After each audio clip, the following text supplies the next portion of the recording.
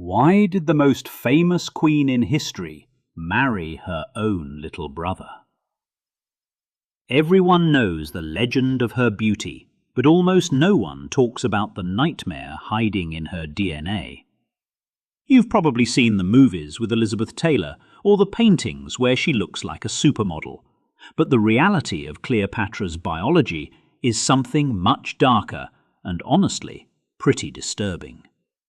We're talking about a family tree that doesn't branch out. It goes straight up in a twisted vertical line. You might think you know about royal inbreeding from European history, like the Habsburg jaw, but the Ptolemaic dynasty of Egypt takes that to a level that is genuinely hard to wrap your head around.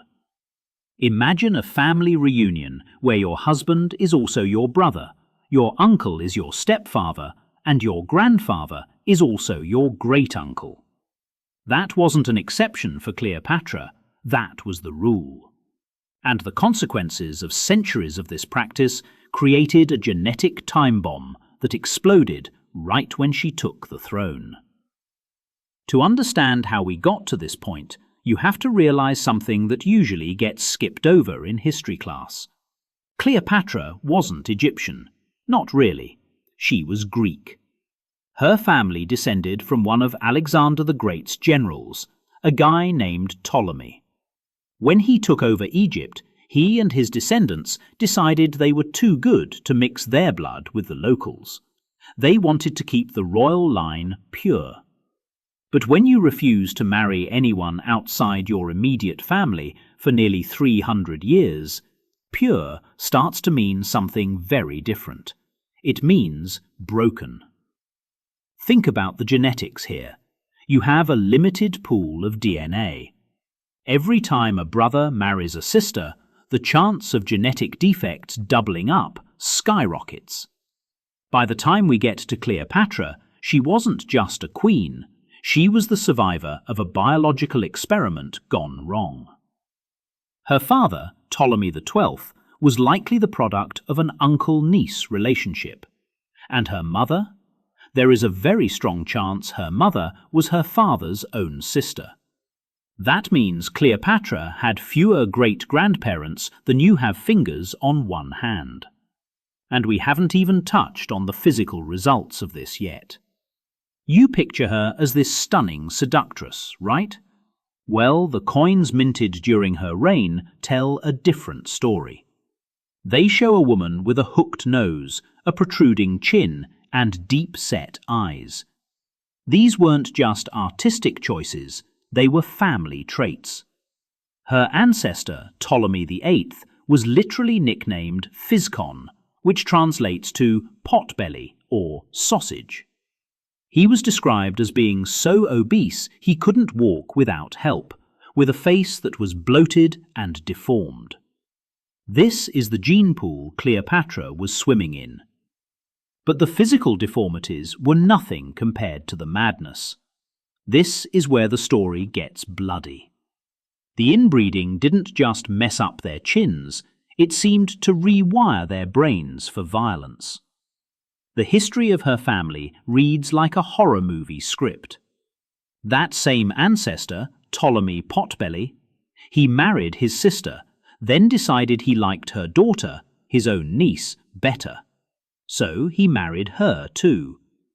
When his sister complained, he took their son, cut him into pieces, and sent the body parts to her in a box as a birthday present. This isn't a myth.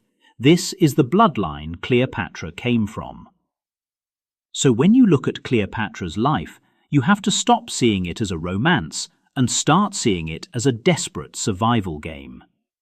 She wasn't just fighting Rome, she was fighting her own family.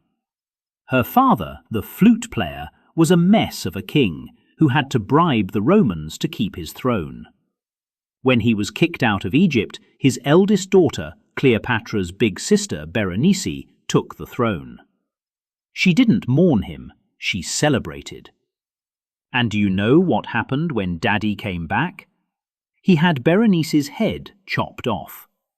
That was Cleopatra's childhood, watching her father execute her sister. Now let's talk about her husbands. This is the part that usually gets glossed over. When her father died, Cleopatra was 18. By Egyptian custom, she couldn't rule alone. She needed a male co-ruler. But there was no one left but her family. So she had to marry her 10-year-old brother, Ptolemy XIII. Just imagine that for a second. You are an 18-year-old woman, highly educated, speaking 9 languages, and you are forced to marry a 10-year-old boy who is being controlled by corrupt advisors. It wasn't a marriage, it was a hostage situation. And it didn't last long. This husband of hers tried to kill her. He drove her out of the palace and into the desert. This is the moment she meets Julius Caesar. Everyone focuses on the affair, on the rug she was rolled up in, but look at the context. She wasn't just looking for a boyfriend, she was looking for a hitman. She needed Caesar to take out her brother husband so she could survive. And it worked. Ptolemy XIII ended up dead in the Nile, weighed down by his golden armor. But the nightmare wasn't over. Roman law and Egyptian custom still said she needed a co-ruler. So, guess what she did next? She married her other younger brother, Ptolemy XIV. He was about 12. And this is where we see the ruthlessness that ran in her blood. A few years later, after she had secured her position and given birth to a son with Caesar, that younger brother mysteriously dropped dead. Most historians agree Cleopatra poisoned him. She had to. In her family tree, if you didn't kill your siblings, they would absolutely kill you. It puts a whole new spin on her relationship with Mark Antony, doesn't it? We romanticize it as this tragic love story, Romeo and Juliet on the Nile. But look at it biologically. Antony wasn't just a lover, he was fresh DNA. For the first time in centuries, a Ptolemaic queen was having children with someone who wasn't her cousin or brother. It was a desperate attempt to break the cycle. She had twins with Antony and then another son. She was trying to build a new line, one that might actually be stable. But there is one final tragedy in this twisted family tree that breaks my heart. Cleopatra had 4 children, 1 with Caesar, 3 with Antony. After she and Antony died, suicide being the final family tradition, the Romans captured the kids.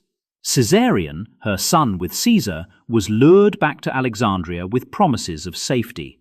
He was 17, the spitting image of his father. Octavian, the future Emperor Augustus, had him executed immediately. He couldn't risk a son of Caesar living. As for the other 3, they were paraded through the streets of Rome in heavy gold chains, walking behind an effigy of their dead mother. They were orphans in the city that destroyed their home. The 2 boys disappear from history shortly after. They likely died of illness or were quietly removed. Only the daughter, Cleopatra Selene, survived. She was married off to a king in Africa, far away from Egypt. So, when you look at that famous bust of Cleopatra, don't just see a pretty face. See the survivor of 300 years of genetic chaos. See a woman who had to marry 2 brothers and kill them both just to stay alive. See a mother who tried to break a curse that had been plaguing her family for generations, only to watch her dynasty crumble anyway. It makes you wonder, doesn't it? If Cleopatra had managed to defeat Rome, would her dynasty have survived? Or was the genetic damage already too deep to fix? Would her children have carried on the madness, or was she the cure? I want to know what you think. Would you have done what she did to survive, or is the cost of that kind of power just too high? Tell me in the comments.